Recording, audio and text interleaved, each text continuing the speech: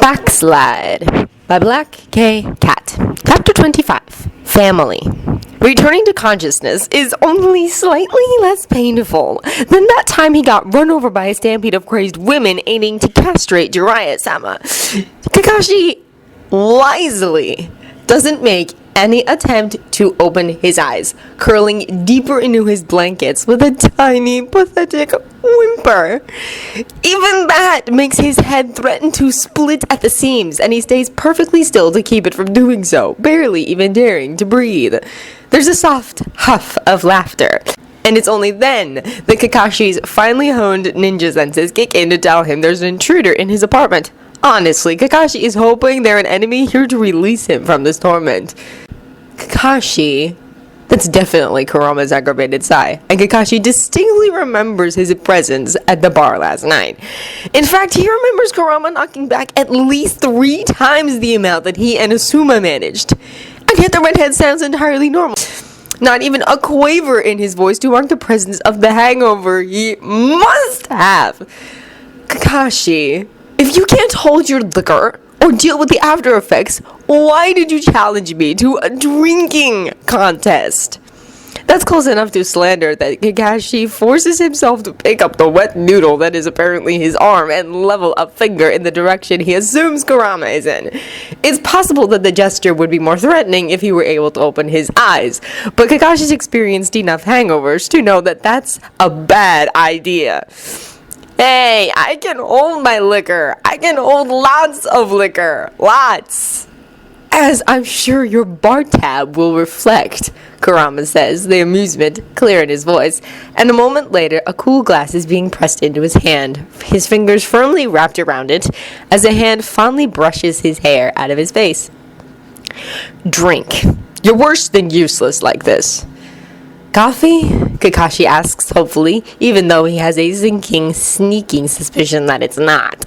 Unless Kurama is feeling cruel enough to give him cold coffee, which, well, the man has fox summons and is related to Naruto. He wouldn't put it past him. A snort makes his head throb. Hardly. Alcohol makes you dehydrated, and so does coffee. It's probably the absolute worst thing you have after drinking. This is juice. To raise your blood sugar and replace the water you lost. Drink. Spoken like someone who hasn't had a hangover recently. Kakashi grumbles, but chugs the juice in the hopes it will settle his gently rolling stomach. He has a vague memory of hunching over the toilet at some point last night, so he assumes there's nothing left to come back up. Try never. I told you last night, I can't get drunk.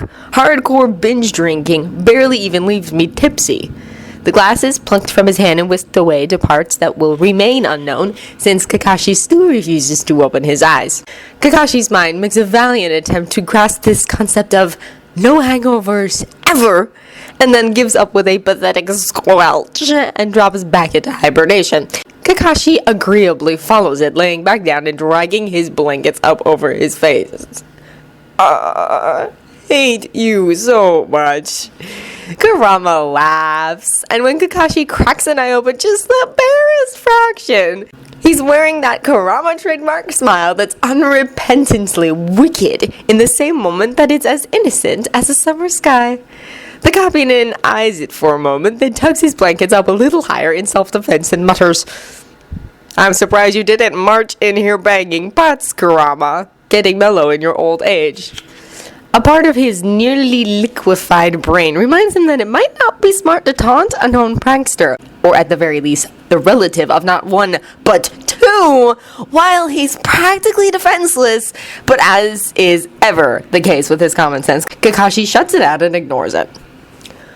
I thought about it, Kurama agrees shamelessly, flitting around Kakashi's room with inhuman grace as he straightens it and making Kakashi's hangover 10 times worse through mere proximity to his cheer and energy. But then the Hokage told me that since he's short-handed with the Chunin exam so close, I'm being sent to pick up reports from the Western Border Patrol, meaning that you have a team meeting to get to in, 45 minutes. That beaming smile is made entirely of concentrated evil. Kakashi is sure of it. When Ito comes downstairs for breakfast, there's an unfamiliar jonin standing with her father, a scroll open between them. She pauses on the stairs, studying the red-haired man with interest because he's certainly handsome. Scarred, but then again most shinobi are, and his wealth of deep, coal red hair like garnets in the sun is more than enough to draw the eye. It's back in a loose braid that trails over his shoulder, strands of it caught underneath the strap of a blue-wrapped sword strapped across his back. His jonin vest is open, showing off a leanly muscled torso, just barely concealed by a tight black tank top, and tattoos in muted colors run up his arms and over his shoulders. Ino carefully checks herself for drool, then bounces down the last few steps and calls, "Morning!" "Ino?" her father says, glancing up with a smile. The other jonin looks up as well, and of course he has blue eyes. He smiles too, flashing a hint of dimples, and while Sasuke is definitely handsome, this man is... the phrase unfairly attractive comes to mind. "Hello," the redhead offers, meeting her eyes before dipping into a slight bow. "I'm Uzumaki Kurama. You must be Inuichi-san's lovely and talented daughter. I've heard much about you from Asuma-san." "Charming, too." Ino beams back, knowing exactly who's going to be second on her list of potential husbands from now on. "I'm Ino. It's nice to meet you, Uzumaki-san." It's only then that the name strikes her, and she blinks. "Are you related to Naruto?" The man nods. "Yes, he's my cousin. I only moved to Konoha recently, but he lives with me now." Kurama is a jonin, and from the easy, courteous air around her father, Ino can assume that he's a good one. A month ago, Ino would have wondered how in the world a dead last loser like Naruto could have...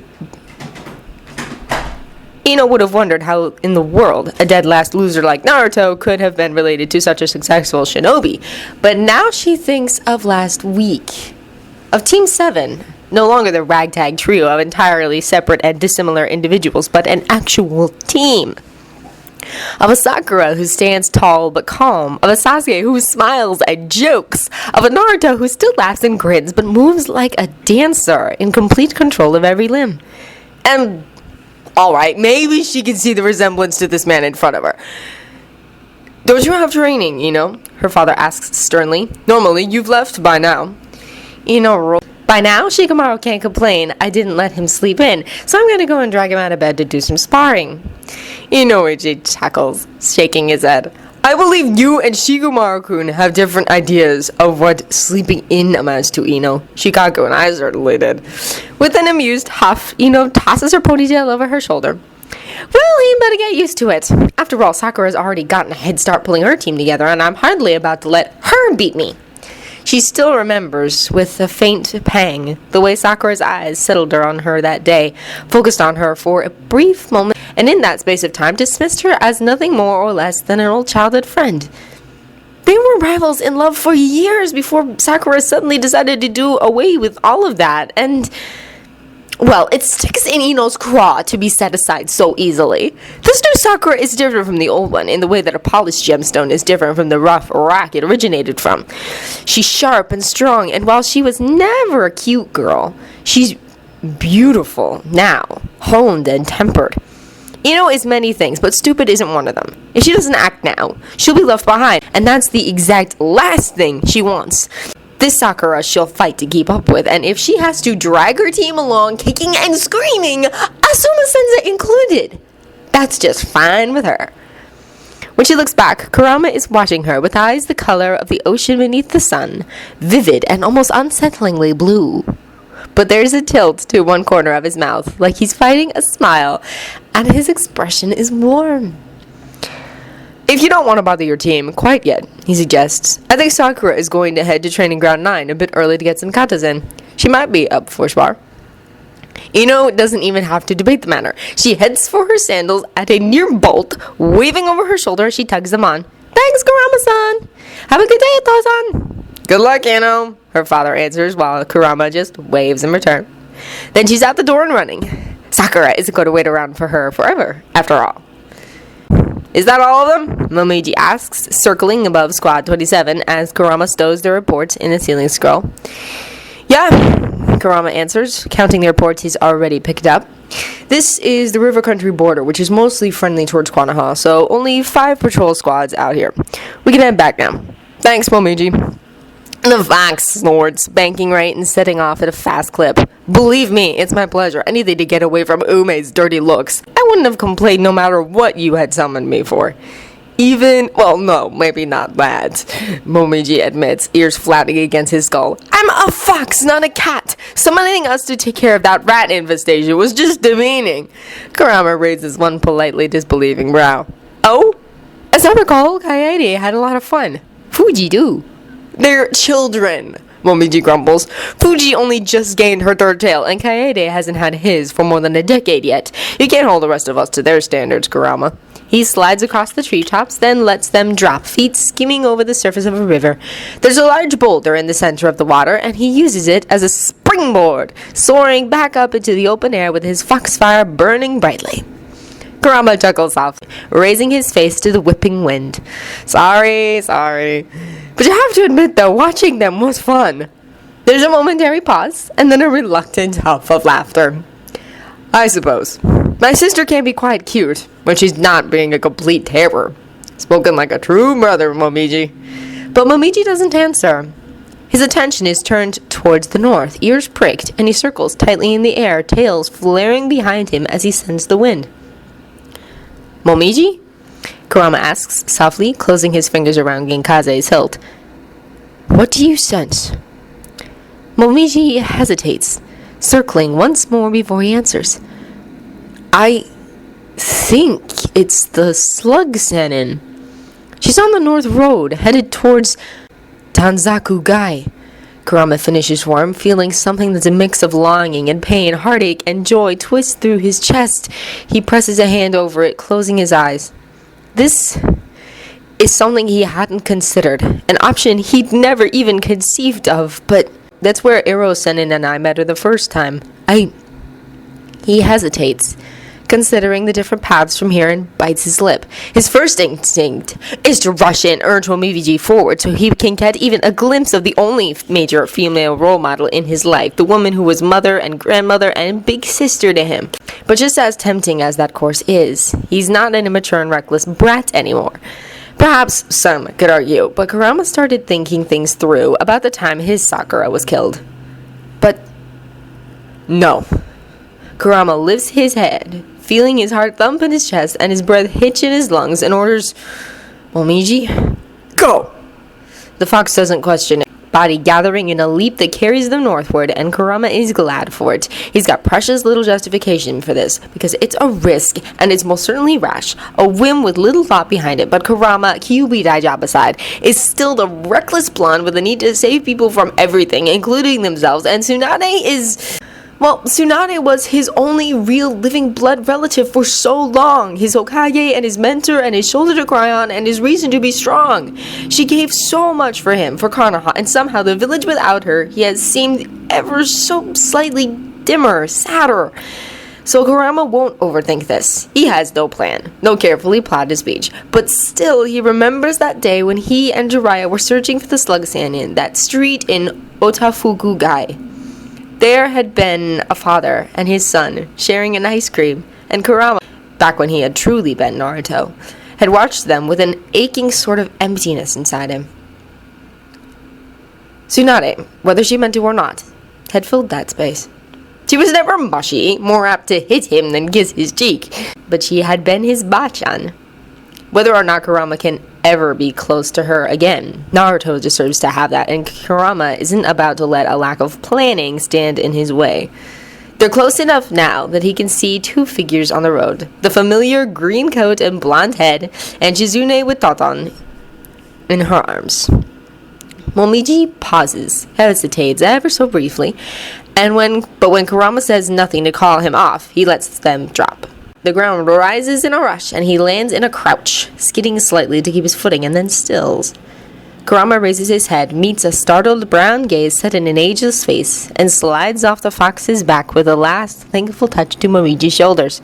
He rises slowly to his feet, feeling off balance and uncertain, but at the same time steady. Tsunade is across from him, less than 20 paces away, And the last time Kurama saw her, she was a pale and bloodless corpse, her life surrendered in order to give the people of Konoha one last chance to escape.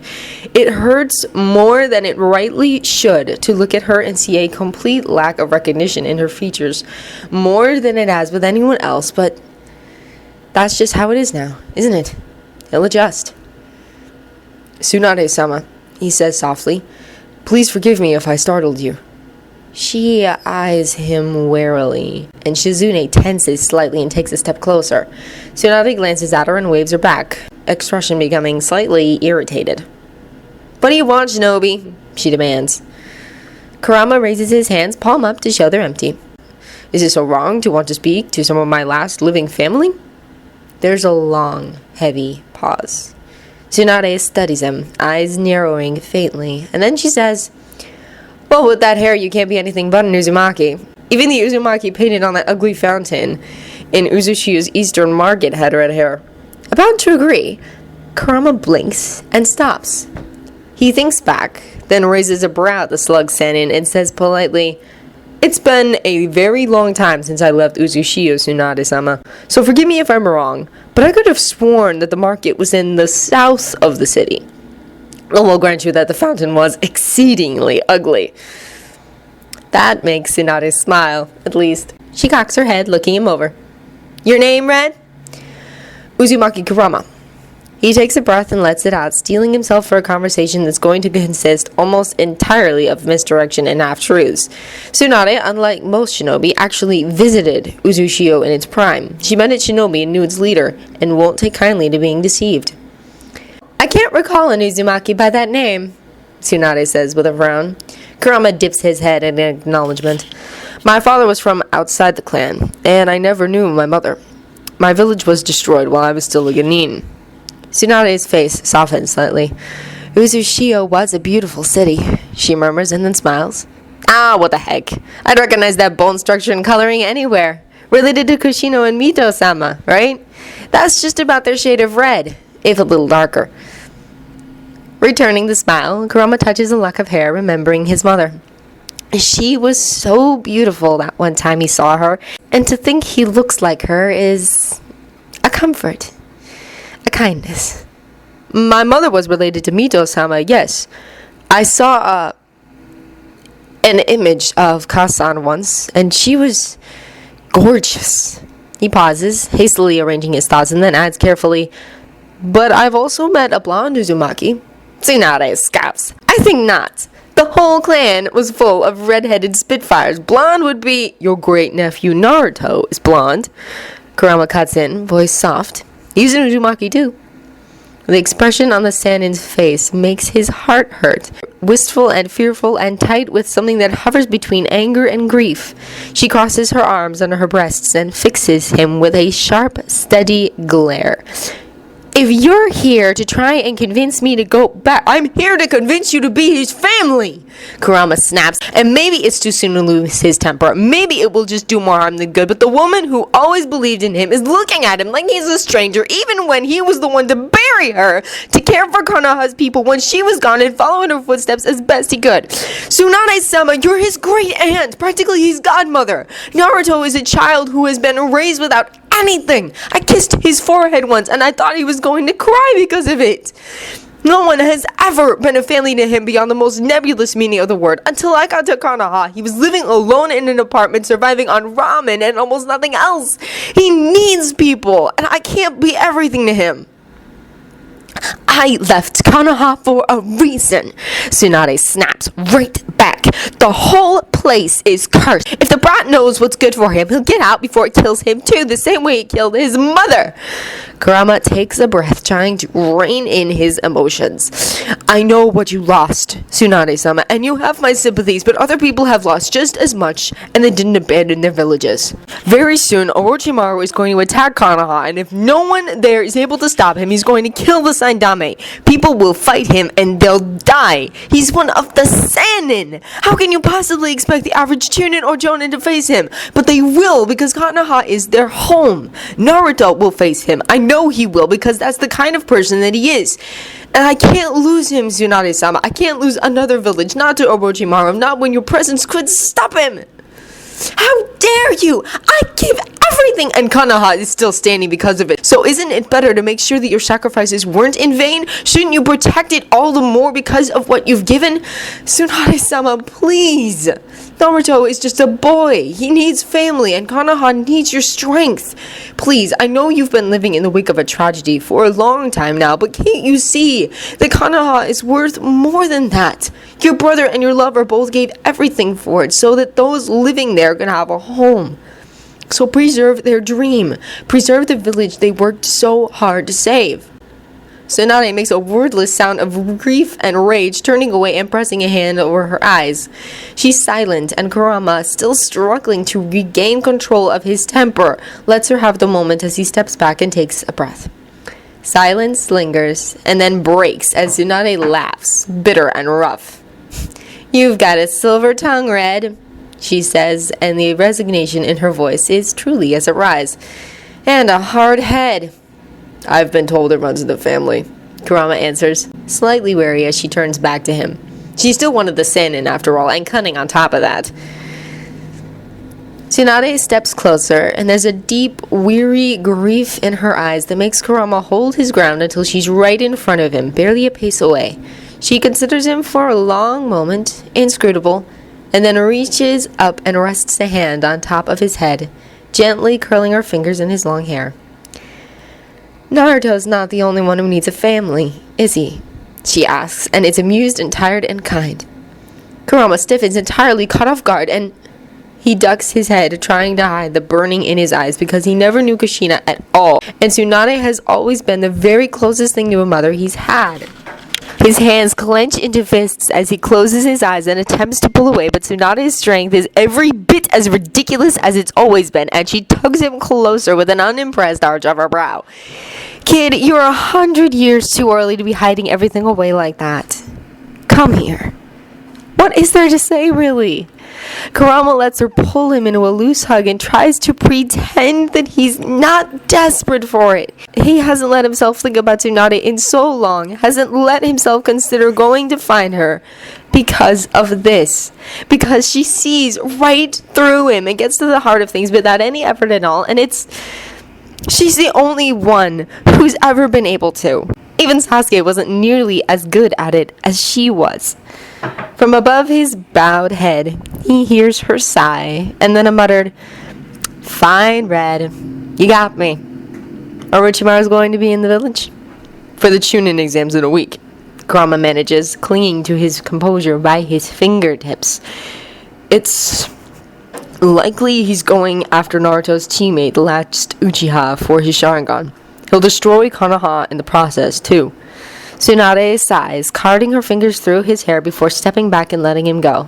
Kurama tries not to feel bereft at the loss of the touch. "That sounds like Orochimaru." She shakes her head, frowning, and then rolls her eyes.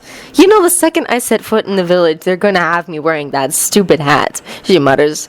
"Just gorgeous. Why am I doing this?" "A steady supply of sake?" Kurama suggests, retreating another few steps to lean against Momiji's side. The fox leans into him in return, curling his tails around Kurama's hip in a silent comfort. With a snort, Tsunade gives in and smiles. "That's as good a reason as any.